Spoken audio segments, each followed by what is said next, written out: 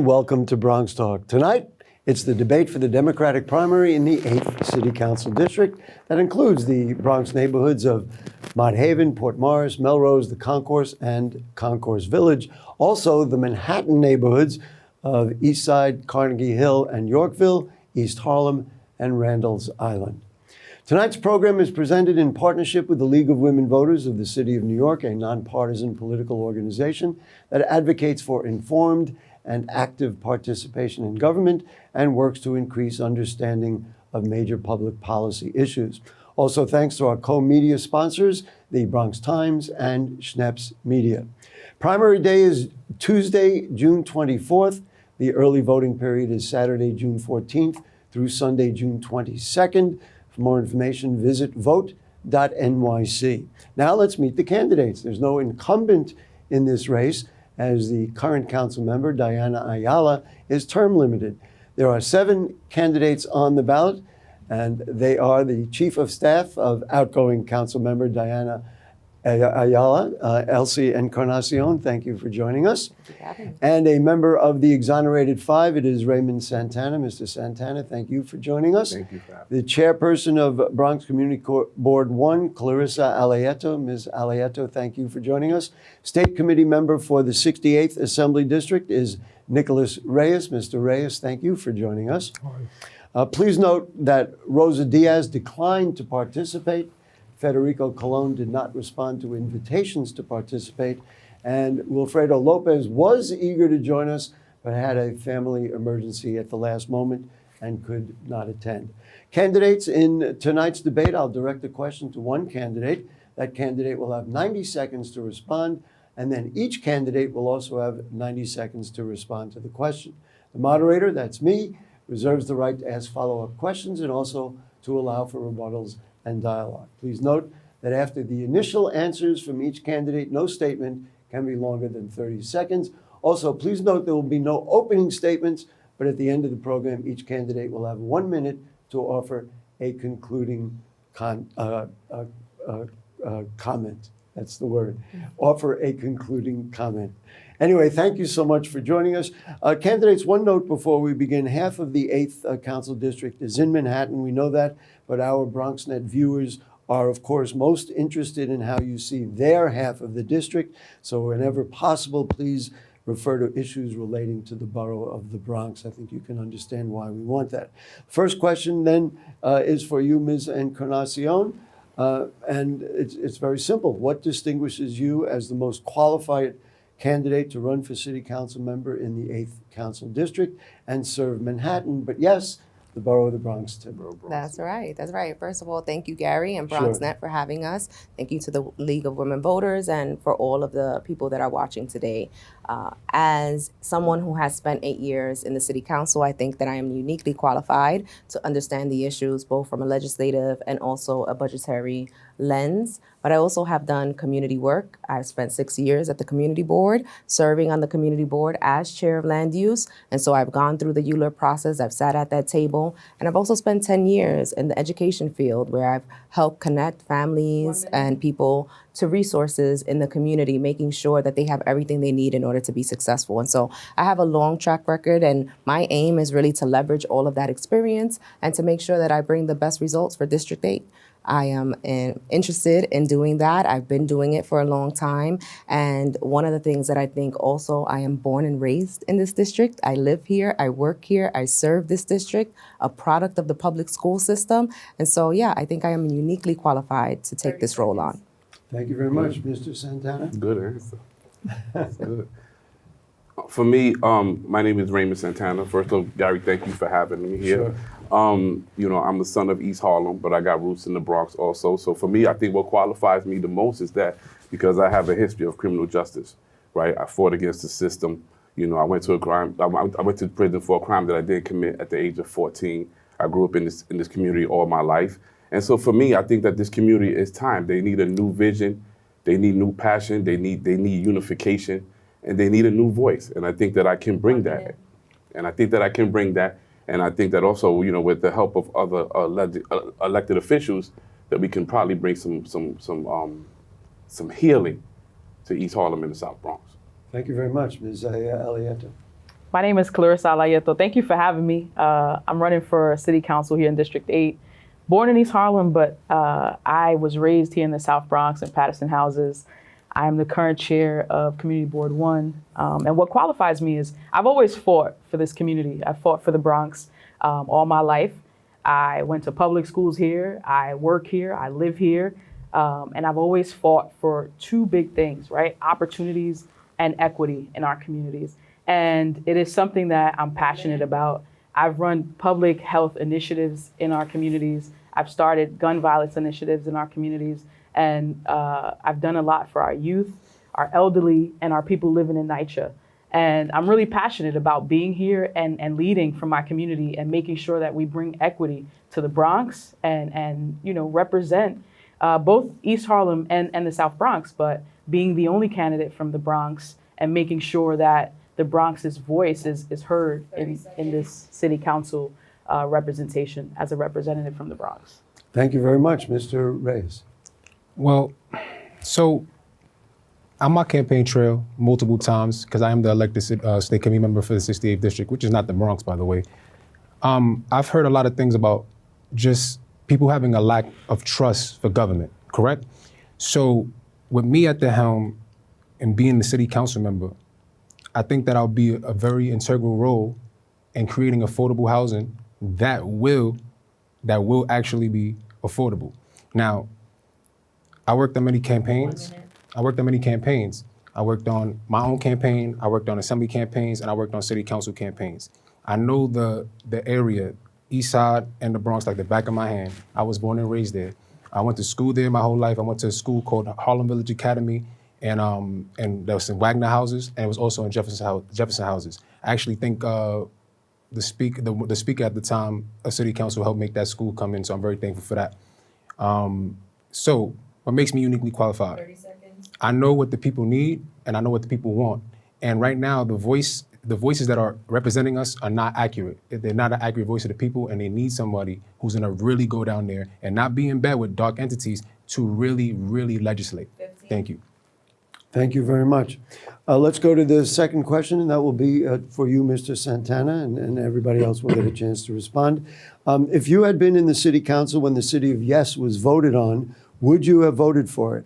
And then, of course, let's add to it, how can we create badly needed affordable housing in the 8th council district? How can housing be built that doesn't gentrify the South Bronx? And this district is beset with landlords who don't take proper care of their buildings. What's the best way to deal with those? Housing. No, I think for me, for me, housing is number one because it's the foundation. It's where the stability starts from. You have to secure housing. And we deal with NYCHA, we deal with, private residents and stuff like that and these needs that they have. And I believe that at the end of the day, it starts with affordability. It starts with securing that we have a place to stay, that we have a place to live. That becomes our base. And then from there, you start to expand that base. So, for me, affordability is my number one issue because we are being priced out and the rent is too high and people cannot be here anymore. And gentrification is real. Would you have voted for the city of Yes when it came up if you had been in the council? I don't know. I would have sat on it a little bit. I'm not sure yet. That's a fair answer. Yeah. Next for you, Ms. Aleyto. So as the chairperson of Community Board 1, this came across, City of Yes came to the board, and our board unanimously voted it down. And what we, as if I was in City Council 1, I would have done a better job in educating our community about City of Yes, what it was and the impact. It didn't make sense for Mott Haven. It didn't make sense for the Bronx. So, when we looked at the numbers that it was proposing, we knew that, first of all, in Mott Haven, in the last 5 years, we've had the most development since 2023. And this development that has happened in Mott Haven has not been affordable for the people of Mott Haven. It hasn't been a representation of what we need when we talk about affordability in our communities. And so City of Yes proposed a certain amount of units, but not really for our communities, because when we look at it and we know how much housing we're going to need by 2030, it just didn't make sense. So no, we voted it down. And, when we talk about affordability, it has to make sense for our communities. And so making sure that the AMI is localized to our communities. So while, we know that in city council, we don't have the jurisdiction of that, but we can advocate for a percentage to be lower and make sense for the community. Thank you very much, Mr. Reyes. If I was the city council member, I would not have voted for the City of Yes plan because of how they edited the MIH rates. The MIH rates is the mandatory and inclusionary housing rates. And I don't think what they did was they just edited 3 options that developers have to follow by to create housing. That's why, as one of the candidates said, when you build, we had the fastest in the South Bronx. We had the fastest amount of high rises and buildings go up, but yet is unaffordable because of the disproportionate AMI rates that are outlined in the previous one, which was in 2016, and now again because it was set to sunset in 2026. They rushed to put a plan together, and I'm not going to say the city council rushed because it was back and forth at the city council, but I wouldn't have because I don't think it meaningfully addressed the affordability crisis, and I just think that it was to really change spaces that are like commercial spaces into buildings downtown. To be honest, so no, I wouldn't have voted for it. No. Thank you very much, and Ms. Encarnacion. I would have voted for the City of Yes because I think it was an opportunity for us to push other council districts that are not building. We have been taking on the burden of building in our community to address the housing crisis. We have remained number 4, I think, recently, number 3 in the creation of affordable housing units in our district, and we are overburdened and becoming quite dense. So I think this was an opportunity to encourage other council districts which have low density and are benefiting from that low density and making them, pushing them to really build, because that is one of the ways to effectively address affordable housing. I do agree and am proud of the city council that fought for the city of all, that had some additional points in there that also covered our NYCHA developments, which is we have a lot of need for NYCHA, and so that push was something that I also would have joined as a city council member. But I think we have to, and there's times that we really do have to take a look at the city as a whole and how that housing infrastructure affects communities like ours. We've been doing our job in building, and we need the rest of the city to build as well in order to affect the housing crisis. Candidates, Can I ask a question? Yes, please. Are we building in a meaningful way, though, especially in our district? Do you believe that we're building in a meaningful way? Like, do you believe so? Do you believe that it's actual affordable in the spaces that we live in? That's a real question, Elsie. You're asking Yeah, I'm asking Elsie because if she don't want to answer. Go ahead. Yeah, absolutely. So I do. I think that on city-owned property where we have the most leverage through the ULURP process, I sat on as chair of the ULURP, as chair of the But not land everything use. requires a ULURP, though, correct? Well, let's let her finish Well, her statement. those that are and then on you city can- property, right? There are private developers that are building as of right, and there's nothing that the city council can do to influence that. Yes, you And really- even in those situations, we have come to the table and have worked with a lot of developers and have been able to get community benefits from those arrangements. But in terms of what is built on city property, we fight and advocate for the deepest affordability. We also fight for community benefits. We also fight for community space and for community hiring. We have done that in almost every single project that has Thank come through you. the ULURP process. So I do yes. want to move on. That doesn't reflect that. And he doesn't agree with that. I wanted to ask a part 2 for this, and we'll just give you 30 seconds for each of you. Our timekeeper, note that. Funding is a major issue for NYCHA developments. How do you plan to ensure, and we'll just start with you, Mr. Santana, how do you plan to ensure public housing residents get the repairs and dignity they deserve, especially with the shrinking support that's obviously coming from the federal government? Yeah, we have to, we definitely have to listen to the residents that are in NYCHA because during the petition phase, and all of us dealt with that, we knocked on numerous doors, and people, they showed you the conditions of their apartment. And some of it was really horrendous. Like it's a really serious issue that needs to be addressed. And so I think it's about us unifying with the people in NYCHA, with the residents, bringing the voices together, and then addressing their concerns. And that becomes the push to try to get something done. Thank you. Ms. I think, it's about accountability. We have to hold NYCHA accountable, and we can't let, we just have to apply the pressure to hold them accountable. Part of why I'm running is because there's a lack of accountability in the way that we, the oversight on city agencies. And so for me, it's about accountability and not letting off on that, really holding them to the fire. I've publicly, always advocated for NYCHA and tenants that live in NYCHA development. So I'll continue to do that. Thank you, Mr. Reyes. Well, what was the question? It was about NYCHA and how do we keep it going, especially if there's funding from the federal government that gets smaller. Yeah, so I just feel like NYCHA has notoriously been absent when it comes to listening to the people that are living there. It's actually pretty abysmal walking in some of these buildings, and they're not getting the reprieve or the justice that they need, because at the end of the day, they pay their rent, right? If you can't pay your rent, you get evicted. You know what I'm saying? But they pay their rent, and so they should not have to sacrifice their affordability for privatization. Now, what I would do is try to find a stream of income, just like how the MTA just found out with with the congestion pricing. I'm gonna use my 30 seconds. The 30 seconds that I have for my brother. Can I use my 30 seconds? Okay, just finish what you were saying. I just want to say Go this: ahead. there's ways to do it. If we tax landlords for vacancies, we can tax them and create a stream of revenue. Thank you.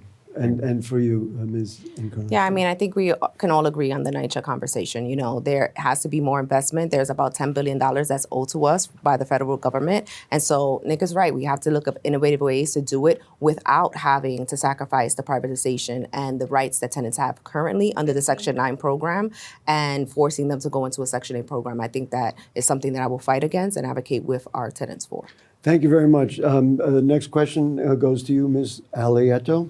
The poverty rate in the City Council District 8 is one of the highest in the city at near 40%. Why is this so? The vagrancy and homelessness issue in the district is rampant, with people sleeping in the streets and hallways of buildings. As a council member, what steps would you take to address poverty in the 8th Council District? First we have to stop identifying the South Bronx as the place for shelters, we bear the brunt of a lot of things, right? From the homelessness issue, we have shelters, we have so many things in our communities that are affecting our economy in the Bronx. And so we need jobs. Our young people need more jobs. We need to create jobs for young people all year round. We really need to make a serious investment in our education system to make sure that our next generation is able to stay in their community, is able to contribute to their community, and really impact the economy here in the Bronx. Okay, thank you. Mr. Reyes, you're next. Well, as somebody who grew up in poverty up to a certain age, fixing this poverty is a layered situation, because there's a lot of things that our district faces that a lot of other districts do not face, and it's like higher crime rates, higher airborne diseases, illnesses, and I believe it's by design. We was redlined, so if you go back to maybe the 40s, I believe, I forgot, but we was redlined into these locations. Now, for some reason, we have normalized the way things look in these spaces. Now, how do we meaningfully and intentionally address these things is a little different, because we have to, there's money being spent every year on education, and there's money being spent every year on a whole bunch of things. But for some reason, we was all out of school the other day, and I asked half the class if they felt like the programs are doing anything for them. They said no. So we have to make sure that the people that are running programs are actually achieving the outcome and the desire that we need for the kids, because the kids have to feel connected. And if you grow up in a space that you feel connected, then I believe you will probably you'll be better off in society. And for some reason, especially with the advent of drill music and all of this stuff, it took the kids' minds away from the actual mission. And yeah, that's how we address poverty. Thank you very much, Ms. Encarnacion. Thank you so much for this question. It's a really important one. In fact, economic development was one of my platform items before I switched it out for quality of life, because that's what I was hearing from the constituents.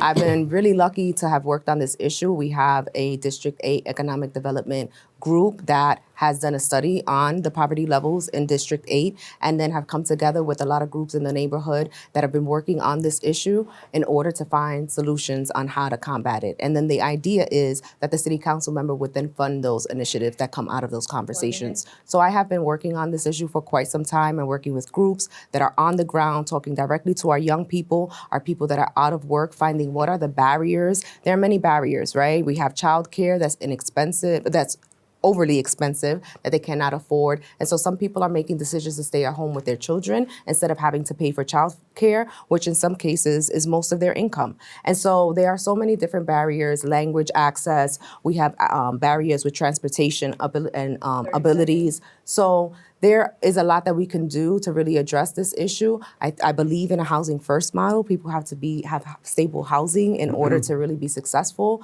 And we do have to address our young people and make sure that they have a true pathway to become successful. So I look forward to doing that in the City Council. Thank you very much, Mr. Santana. In East Harlem and the South Bronx, our number one concern should be stability, which should be affordable housing. It should be education, and then it should be taking care of our seniors. But instead, when it comes to poverty and the dirty and the trash that's all over our city, then what happens is that we have to focus on mental health and we have to focus on drug addiction. So that becomes our 1 and 2. And what happens is that it has occupied the people in these districts. They worried about that so much that they are losing the right to have affordable housing.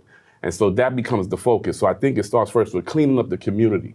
At the end of the day, people, that's a public safety issue. People are having problems even when they go on to work in the morning and when they're coming home at night.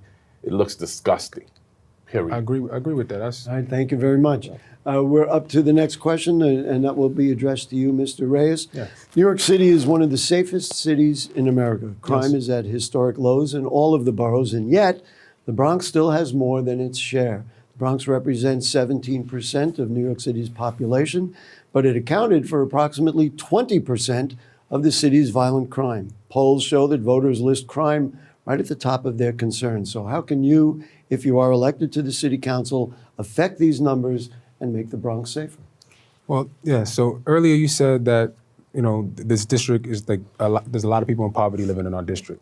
Now, what I want to say about this, just because you're impoverished doesn't mean that you're going to do crime at all. What I mean by that is the studies show that when you live in poverty, you're more prone to do crime. So now if you have a higher percentage of people living in these conditions in an area that, is not conducive for, a good time all the time. If you grew up in this neighborhood, you know that sometimes things spill over and things could turn into something that it can't be or it shouldn't be. But so the way we gotta make people feel safe. Now, if you have a gun and you're shooting a gun, you need to be off the streets, and that's just what it is. So we need to crack down more on the way we are handling, and because there's a lot of young kids with guns nowadays. You know what I mean? And that's just the facts. The iron pipeline is running strong. Guns are coming into this neighborhood. It's eye jarring how much guns are coming into New York City.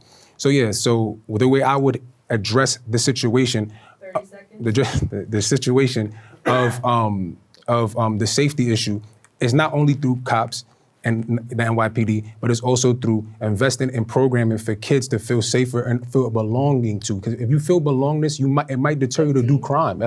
And a lot of kids do not feel belong to something. That's why gangs it was going down, now they're going up. If you look at the amount of people that are joining gangs, a little young, I work with kids, I've been a teacher before. So it's just like, I see it, and it's something that they glorize, what is it? Thank you, Mr. Glorifying Reyes. right now. Thank you. Thank you. Ms. Encarnacion. Yeah, I agree with much of what was said in terms of needing more investment in our after-school programming, needing more investment in workforce development. We have to look at the root causes of crime and address those things, invest in those things, and make sure that the answer is not police first, right? But we need to have a relationship with the police. Right now, the police relationship with our young people is not great. And so having to work on that, creating partnerships with them and allowing space for them to really understand what we need from them and how to responsibly police our communities is something that I'm interested in doing as I go into the City Council. And also making those investments very real and tangible for our young people, making sure, asking them, what are the things that you need in order to be successful and that will deter you from crime? Obviously, we talked about poverty. That is one of those issues that we have to continue to talk about. We're talking about housing, workforce. We're talking about clean streets, better lighting, feeling safe in your neighborhood and feeling proud of the neighborhood that you work in. All of those things are connected and tied into the investments. They talk about council members' budgets. When you look at a council member's budget, it will tell you what their priorities are. And so we've talked about what are on our platforms, and those are the things that you will see reflected in my budget, addressing the quality of life issues, our young people, and housing. Mr. Santana. When it comes to the crime in our communities, it's a community issue, it's a community concern. We have to look at the education for our young people. We have to listen to them. We have to also look at mental health services that can come in. We have to also, it's imperative that we get the community to get more involved with our youth, to understand that there's a force, there's a network that can be there to support them to be productive in life. And so I think that's where it starts. It starts with the community. It starts with us bridging that gap between us and the police department, right? To bring that public safety. Because at the end of the day, the kids are the future. And we have to ensure them that to be in this neighborhood, that they can be guaranteed a good and quality education. Thank you very much. And for you, Ms. Aleyto. You know, when we talk about crime and public safety, one of the things that I've always done was think about our young people and what they need, and have these conversations with our young people. One of the things that's missing specifically here in the South Bronx is a quality program for young people, state-of-the-art facilities for young people where they can be busy, where they can be productive, where they can spend their time, where they have a safe space. Young people are not the only ones committing crimes, right? But we know that here in the South Bronx, we have an issue between NYCHA developments and the young people that live in the NYCHA developments. And we got to talk about what that means when you don't have safe spaces for our young people to go. And so as a city council member, it is my duty and one of my priorities to make sure that we create a safe space, a state-of-the-art facility here in my Haven, Port Morris for our young people. But also when I think about crime, I think about recidivism. I think about the people who have been arrested who come out and they don't have the resources. So making sure that we're pouring in resources for people who do commit crimes, that when they come back out, they have some sort of restorative practice when they come out. They have a job, they have training. There's something that happens because we just can't lock people up and then have them come back out to the street and assume that they're going to be okay. Thank you very much. The word education came up a few times in this conversation, so let's talk about education. Ms. Encarnacion, the charter school movement is gaining popularity among parents who are dissatisfied with traditional public schools. Is this a good trend, and can traditional public schools still be effective?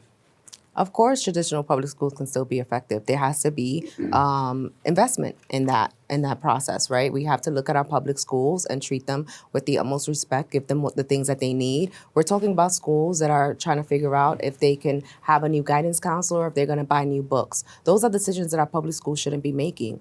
The South Bronx in particular is inundated with charter schools right now. And I am a true believer in parent choice. I believe that parents and families should make decisions on where their kids attend school, but we are seeing a lot of co-locations that are affecting our schools. We're seeing fights around enrollment, which is also affecting our schools. And as we know, right now, our schools are funded based on enrollment. So if the enrollment is going down, then our public schools are losing that funding. And so we really have to invest in our schools, have innovative technology there, upgrade their systems, upgrade their infrastructure, and make it so that families choose to stay in public schools and that is the best option for our students.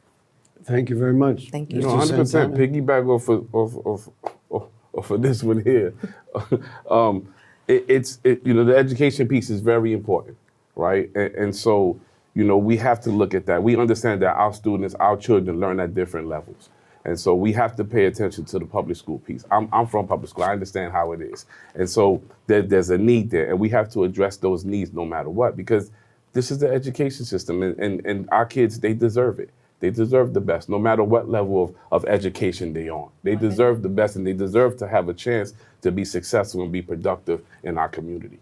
Thank you very much, Ms. Aleyto. Yes.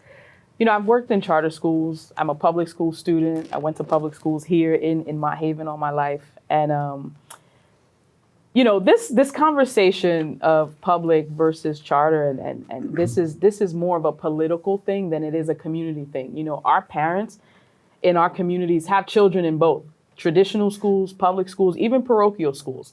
And what we need to do is, one, re-examine how this money is being spent at all schools, at our public schools. How are we using this money? How are teachers accessing? There's a lot of red tape when you look at how schools can actually access the money that they have in their budget. And so we have to it's about accountability. Really going into the DOE, looking at how money is being spent and making sure that we hold people accountable. Because look, I was a public school kid. When I walk into the building of my public school and it still looks the same, it's disheartening. And this was years ago. And so as a city council member, I don't want to put schools against schools because these children are in our communities. They live together in our communities. What I want to do is make sure that all the schools have what they need to make sure that our kids in the Bronx thrive. Thank you very much, Mr. Reyes. When it comes to charter schools, I believe that the fact that there's a lottery system to get in is the biggest issue for me, because it's not as available to the people living in the community as it needs to be. Because charter schools, I went to a charter school, so I one of the first ones in our district. You know what I mean? It was called Leadership Village Academy, and I don't know if I would be the same person. But things have changed, though. From what I've understood, charter schools have come a long way from the traditional model, the first model they came out with. So again, when it comes to our public schools, I also have been a substitute teacher, and I used to work for a nonprofit educational business called Pathway to Purpose. And when I was at Pathway to Purpose, I frequented a lot of schools in the Bronx, and what I've noticed is that there's diminishing infrastructure. And when you have diminishing infrastructure, like we all spoke about, it doesn't make you more prone to want to learn. It doesn't make you feel happy in your space. And also it's not conducive for education. So as your city council member, will be holding people accountable that are in charge of certain things at certain schools to make sure that we're getting the results that we need. Because money is being spent, but it's not being spent correctly, as we can see from the infrastructure from East Harlem and the South Bronx. Now there are some schools like Harlem IBI has morphed into something else now, and it's a big school now. That school is half of the South Bronx, and they get a lot of stuff. Their school. I've actually been inside the building. One of my good friends worked there, so it's not good to see. When you see it's like they're getting more than us. Why do they get more than us? And we got to stop that. Thank you very much. This question is probably pretty appropriate for you, Mr. Santana. Let's talk about the borough-based jail that's being built on a former NYPD impound lot at East 141st Street. It was reported by the Bronx Times that at a workshop held at Hostos Community College, led by the city's Department of Design and Construction, an architect said that they see the borough-based jail as transformational to the community, with trees, seating, bike racks, and improved lighting. What issues, if any, do you foresee it causing in the surrounding community, and what reforms, legislation, or community initiatives, if any, are needed to ensure community stability? For me, when we look at the bringing of a detention center to our community, we have to ask the question of what does that bring? As far as when you house people in there, what are the services that you're going to give them while they're there, right? At the end of the day, we lock people up, but we don't hold accountability for them while they're incarcerated or while they go through this process. And if they're released from that facility, then what transitional programs are there to help them transition back? What we want is that people come back from these institutions or being locked up, we want them to come back and be more productive, not to try to be a better criminal. So for me, the stuff that I would look at is what does the services that's in there provide? Because the system has to operate now on rehabilitation, not punishment. Thank you, Ms. Aleyto. The borough-based jail is interesting because this was brought to our community by the current administration and previous administration, and there was a lot of outreach against it. I personally initially supported the idea because I was pro closing Rikers Island, and I wish we could abolish all jails, right? If there was no crime, but we know that there's serious crime. I think here we now know, and our board unanimously voted no against this, right?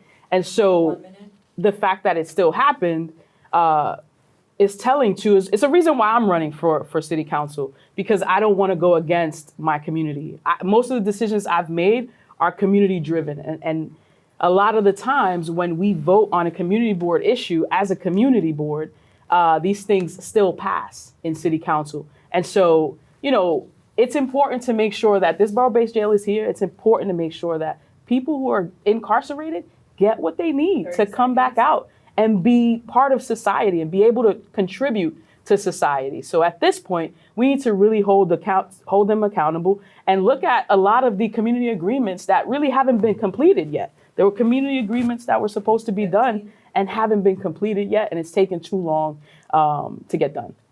Thank you very much, Mr. Reyes. So when it comes to the borough-based jail that's coming, there's two sides to it, right? So I'm all for closing Rikers, like Clarisa just said, because Rikers is actually, I have a friend that's sitting there right now as we speak. You know what I mean? Like, we all know people that have been to Rikers, and they tell a story and they tell you like this: it's not a good place. Now, is jail supposed to be a good place? No, it's actually less than good. It's the worst place on earth, as some people would say. Now, Rikers on a federal monitor now, meaning that they can't even control what's going on there.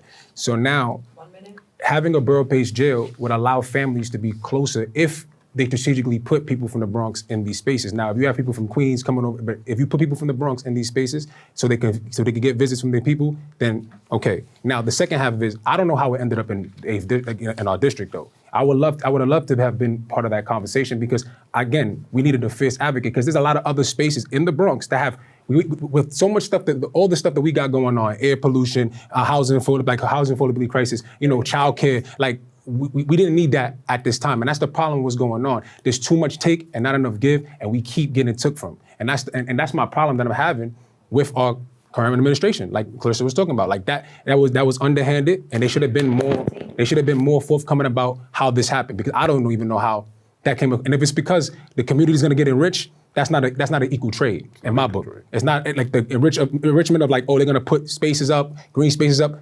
I love that, but that's not a fair trade to me. Thank you. I have to just editorialize as I stand here at windows on the Bronx in the South Bronx, and I'm staring at the Horizon Center literally right in front of my eyes. It's hard not to not to think that belongs in this conversation. That's my editorial comment. Anyway, that's for you, Ms. Encarnacion. Yeah, so I have been a part of those conversations in terms of the community design. Bronx Borough-based jail, and part of what that was about closing Rikers. And I think that was something that we needed to do then, we need to do now. We see the numbers are rising, unfortunately, and so we want to get to a place where we really put something together that we can see those numbers come down. It was about getting people closer to their families and getting visits. But let's be clear. Most of the people that are sitting in Rikers haven't been convicted of a crime. They are there mainly because they cannot afford bail. They are waiting on a court date, and those are the things that we have to look at in order to reduce the population of Rikers, so that we can see less people in there, where we can provide more services, where we can have adequate space for them, and so that then we can figure out plans for them to reintegrate into the community. These are things that we should be focused on, and I have been seeing the designs. There have been many community input sessions for the design, and I have not been seeing a lot of community members come to that. So I'm encouraging people to be a part of that process, because there were conversations in the community that led up to the decision about the borough-based jail, and we have to be informed and we have to pay attention in order to have a say in those spaces, because those spaces absolutely did exist. And the community board was one of those vehicles as well. And so there are opportunities to take a stake in it now while it is being proposed. And I've also been taking care of figuring out. But thank you. Can I ask a question? But yes, please. How did it end up here out of all places, though? Since you are close to the administration, obviously, so like you said, how did it end up here, though? If you could explain. Well, every borough has received one jail, and those were negotiations that happened. I wasn't at the city council at the time when that happened, so those negotiations. So for the location, you wasn't at the city council when the location. I wasn't working at the city council. I was working in the education field. Can I ask a question? Sure. I don't know if you know the answer, Elsie, but you said that you sat in some of those. When they closed Rikers Island, what's the plans with Rikers Island after? If you know. I don't know. So there's a renewable Rikers project that is in the works, and talking about how do we transform that space to address the environmental. I think there's been a number of options that haven't settled. Well, that's one of the ones that I anything think just yet. really has some promise to address some of the environmental issues that we're seeing, and to really start transforming that space from the history that it's had, and looking at a brighter future for that space, right, in Rikers Island, that will affect the whole city. But do we know what's going to replace Rikers Island? That hasn't been jails. determined yet. Yeah, one thing I will just say closures. by point of information, there were discussions of other areas in the Bronx, why it was determined to come here. I don't know if we can answer that here, but I know there were discussions of other areas, some of them even closer to the courthouse, on 161st Street. Exactly. Thank you, Gary. That should have been there. Let's get to the next question. Ms. Aleyto, this is for you. Let's talk about healthcare. It is the largest employer in the Bronx, yet we've heard this 1,000 times. We have the worst healthcare indicators.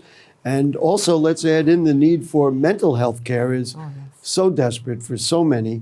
It's easy to say we have to deliver more and do better with mental health services, but this is a complex problem. As a council member, how do you tackle these issues, especially in the South Bronx, to deliver better health care and mental health care? I want to go back to accountability. The leadership is missing holding people accountable who serve our communities. And I think that's one of the reasons I'm running, right? We can't continue to do the same thing. Where's our money going? What is being done? What are the organizations that are serving our facility? Like these healthcare organizations, we got to take a deep dive into what are the outcomes, because the Bronx continues to be the 62nd in health outcomes. So how do we change that? We need to get the Bronx out of being the most unhealthiest county in New York State. And I have been fighting to do that with creating programs for NYCHA developments, health programs for our elderly, combating, because we have some of the highest chronic diseases here. So making sure that we hold people accountable, organizations accountable, and also, the mental health crisis is huge. When we talk about mental health and connect it to our opioid crisis as well, those are the things that mandating treatment will help. We need to look at how we can mandate treatment in our communities for people who need the mental health services. And that's what I'm looking to do in the city council. Thank you, Mr. Reyes. So when it comes to health outcomes, a lot of the reasons why we have bad health in our district, East Harlem and the South Bronx, is due to our air. And our air causes a lot of, early cancers, early, illnesses in the body, early lung disease. And we have to really think about why that is. Now, if you think about the trucking, industry and how they use the South Bronx, and I mean, recently something happened where they, some trucking companies got kicked out because of a law that was passed. But what I mean by that is we need to start using the water more to haul stuff, because from Lex and then you come right into the beginning of the South Bronx, there's always congestion. If you outside during that time, your air is disgusting. It's at the lowest grade, and it's not something that you should be breathing in. And I live right next to a bus depot, so I'm getting in all types of ways. So we have to figure out ways to clean our air, number one. And on the other side, for mental health, we have to change the conversation about mental health. I feel like a lot of people grew up in homes where mental health wasn't the first option for you to do something. So now, as we get older, it's becoming less taboo. And I think that and also we have to introduce mental health in schools at an earlier age, so kids could be diagnosed earlier. Because when you grow up, like look at Mayor Adams or look at Jumaane D. Williams, they were late in life people that were diagnosed with an issue. Now, with a mental health, I don't know disorder, but mental health issue or whatever the political correct term for it, that's what happened. And what I mean by that is, sorry. That's all right. I guess we'll go to you, Ms. Encarnacion. Absolutely. This is a big one, right? We're talking about health, and that means a lot of different things. Some of us have talked about the air quality, right? We have some remediation happening on that with congestion pricing, right? We also have Local Law 97, which is looking to reduce the emissions of the buildings, which people don't know actually causes quite a lot of emissions into our communities, especially in the Bronx. And so as a council member, I'm looking forward to see how we can really help landlords address the changes that need to be made by Local Law 97 instead of just deciding to take the fine. That is something that I'm afraid that they're going to do, and it's not going to get us any closer to our goals when it comes to our environmental health. We also have pest control, right? We have all of these things, mold remediation.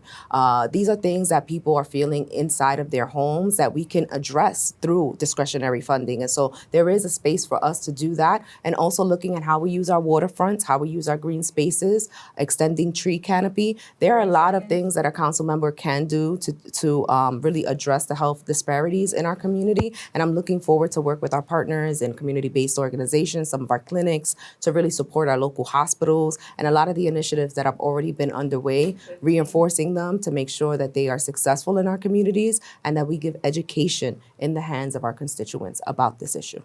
Thank you very much, Mr. Santana. Mental health in our community has been a real major concern, a real major issue. Where we should be focusing on stability, on education. We have to deal with mental health in our community. It's so much in our community that is spilling all into our streets. Our people get up in the morning to go to work, and there's somebody sleeping in their hallway. They come back at night, there's somebody sleeping in the staircase.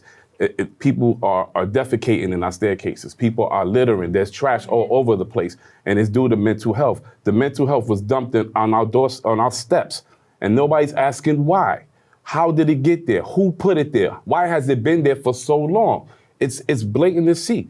In the South Bronx, on 149th and 3rd, 125th Street, in Lexington, it's all there. And if you travel even more into the boroughs, into the communities, you see it. Mental health is an issue, and nobody's not addressing it. First off, we have to peel it back and understand how did it get here in the first place. Thank you. Mr. Reyes, you look like you Can I wanted ask a to say question? something. Sure. If anybody knows on the panel, how did the first open use drugs, like when you could use it out in the open, how did it happen? Needle exchange a needle programs? exchange program. Excuse me. Yes, how did it come to be again?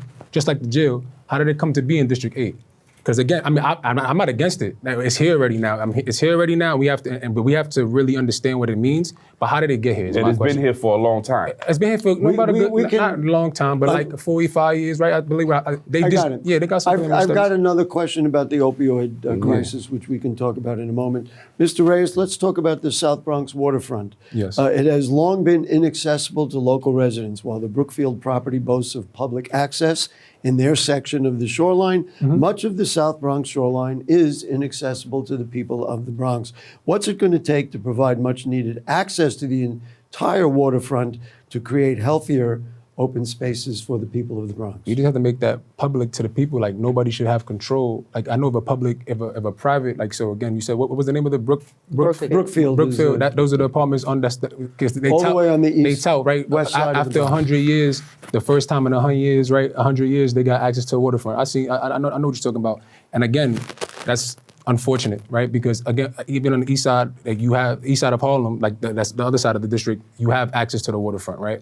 So I believe that if you are an owner that has access to the waterfront, you should allow everybody and anybody. And right now, it's open to in the beginning, it's open to the public, like when you first get into the South Bronx.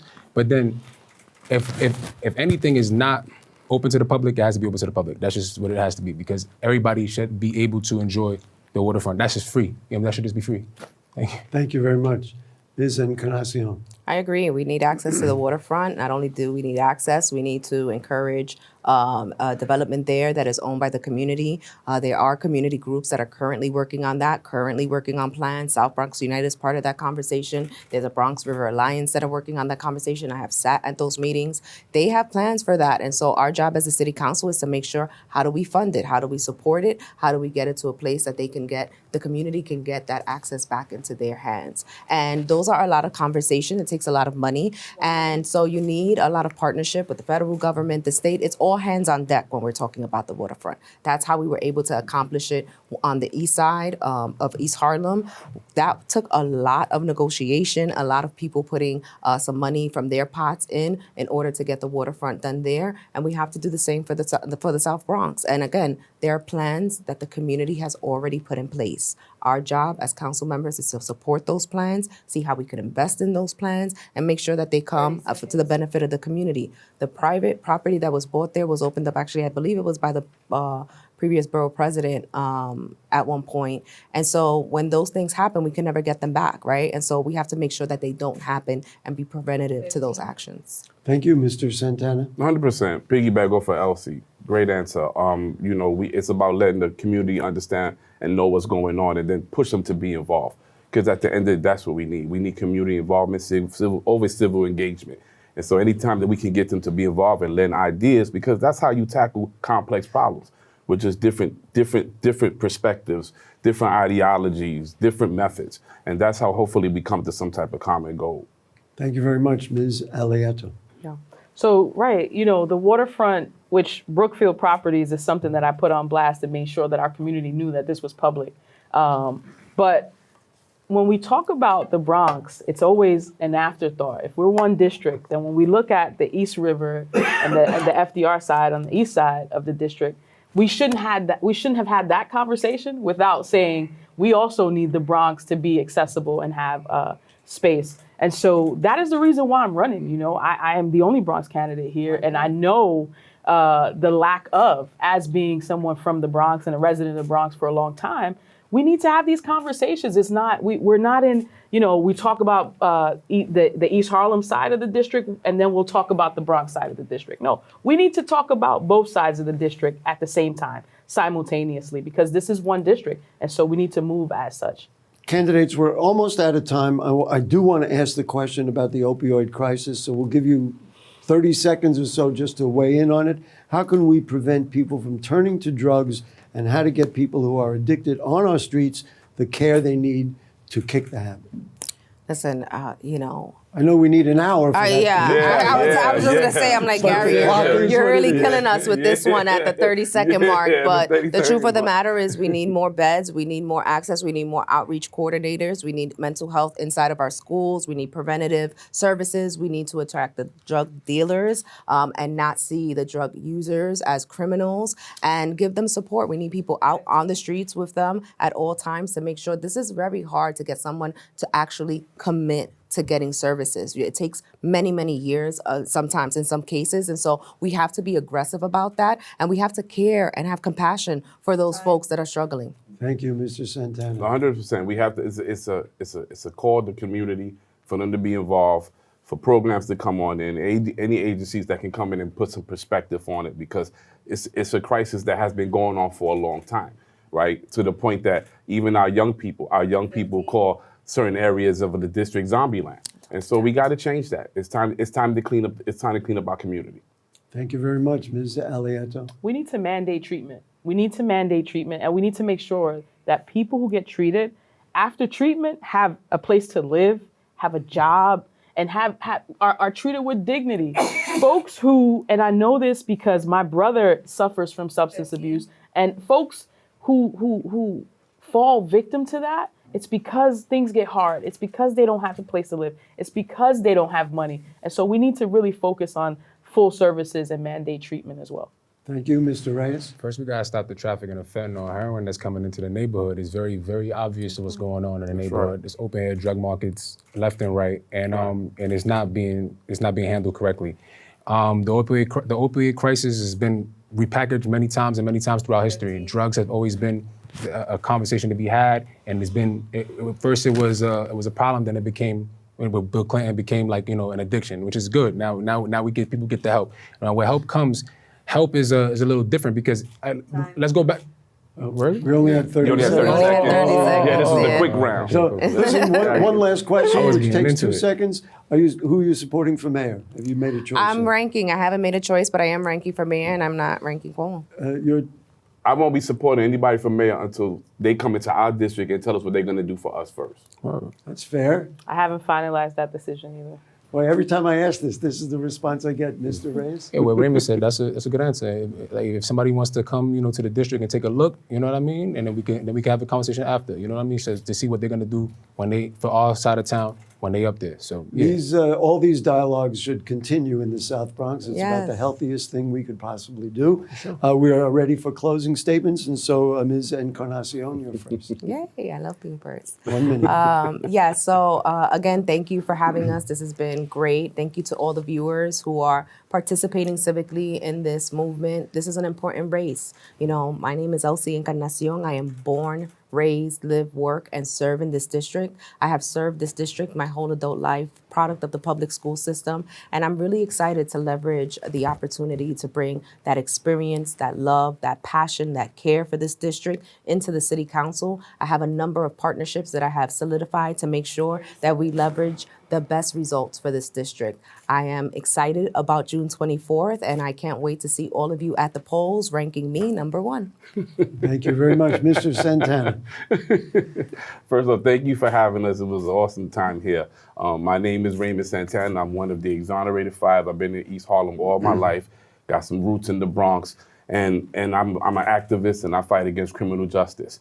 And I fight for the people at the end of the day. I have a passion, I have a vision, and I bring new leadership. And my goal is to unify the district and to give us a voice and to give us a seat at that table, because we deserve it. And they will hear us on June 24th. Thank you very much, Ms. Aleyto. My name is Clarisa Aleyto. Again, I am the only Bronx candidate in this race. I've dedicated my life to service. I've dedicated my life to this community. I love this community. And I'm looking to get in the city council to fight for our people. My campaign is backed by our people, is backed by our communities. And, you know, we're not backed by a political machine. I'm not a career politician, but I am somebody who walked the Bronx streets every day of my life. I didn't just come to the Bronx 2 or 10 years ago. I've been in the Bronx all my life, and I'm looking to represent the Bronx in a way that it's never been represented. So thank you. Thank you. Mr. Reyes, you get the final word of the program. My name is Nicholas Reyes. I'm the youngest elected Democrat in Manhattan. I've been elected twice by the people, not of the South Bronx yet, but I hope that you understand that I have your best interests in my heart. Now, what I mean by that is I haven't taken any dark money, no PAC money, no independent expenditure behind me, but I raised $50,000. And what I mean by that is 50% of my donations, well, 53% come from the constituents of our district, and 93% is actually small donations. If you're looking for somebody to represent this district with integrity, I am the obvious answer. You should rank me first and then do what you need to do with everybody after. But at the end of the day, I'm here for the people, and I'm determined, passionate. I've been fighting for my life. I've been in this neighborhood my whole life, and they can never take me down. So I'm here for you guys, all right? Thank you very much. Elsie Encarnacion, Raymond Santana, Clarisa Aleyto, and Nicholas Reyes. All of you, thank you for joining us on this program. And while you might not agree on everything, I know you will all agree with me that every eligible voter should get out and vote in the primary on June 24th. Again, early voting is Saturday the 14th through Sunday, June 22nd. For more information, visit vote.nyc. Also, we want to thank our partners, the League of Women Voters of the City of New York. For more information, you can call the League at 212-725-3541. Also, we thank the Bronx Times and Schneps Media. Make sure to vote on June 24th. Good night.